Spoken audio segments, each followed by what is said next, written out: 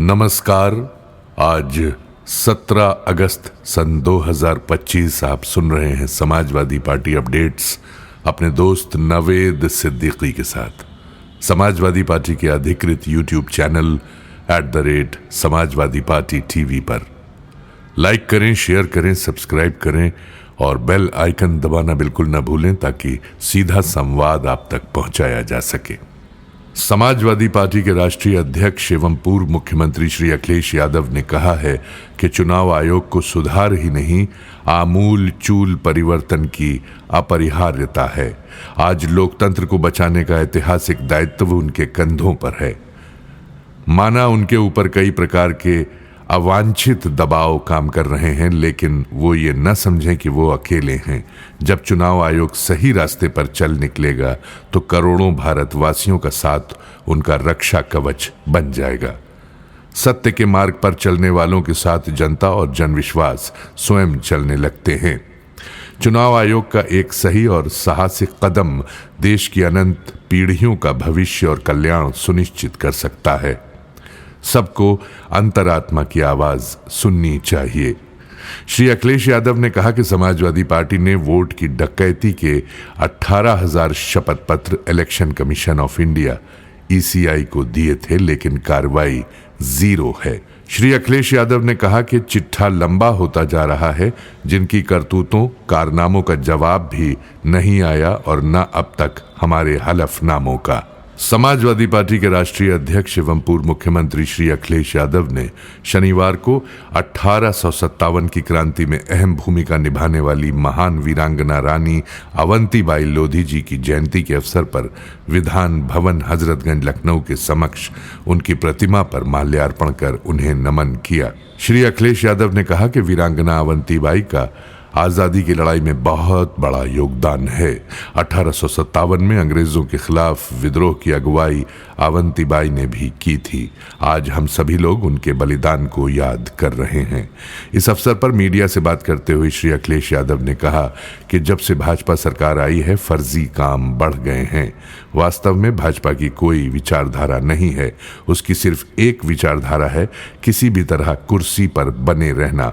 प्रधानमंत्री जी कमजोर दिखाई दे रहे हैं। लाल किला मुगलों ने बनवाया था। प्रधानमंत्री जी लाल किले से जिस संस्था की तारीफ कर रहे हैं वो रजिस्टर्ड ही नहीं है। ये वो लोग हैं जो कुछ भी झूठ बोल सकते हैं। जब भाजपा भारत की स्थापना हुई थी तब उन्होंने सेकुलर और सोशलिस्ट रास्ते पर चलने का संकल्प लिया था, लेकिन क्या वो आज सेकुलर और सोशलिस्ट रास्ते पर चल रहे हैं? क्या आज वो भेदभाव नहीं कर रहे हैं? क्या आज भाजपा के लोग सबसे ज्यादा उद्योगपतियों को बढ़ावा नहीं दे रहे हैं? भाजपा की सरकार में पिछड़े, दलित, अल्पसंख्यकों और आदिवासी गरीब लोगों के साथ जिस तरह से बड़े पैमाने पर भेदभाव हो रहा है उसकी कल्पना नहीं की जा सकती है। उन्होंने कहा कि भाजपा विपक्ष को दुश्मन मानती है। भाजपा सरकार में बेईमानी, भ्रष्टाचार और लूट अपने चरम पर है। सड़कों में गड्ढे हैं, निर्माण कार्यों में बड़े पैमाने पर भ्रष्टाचार है।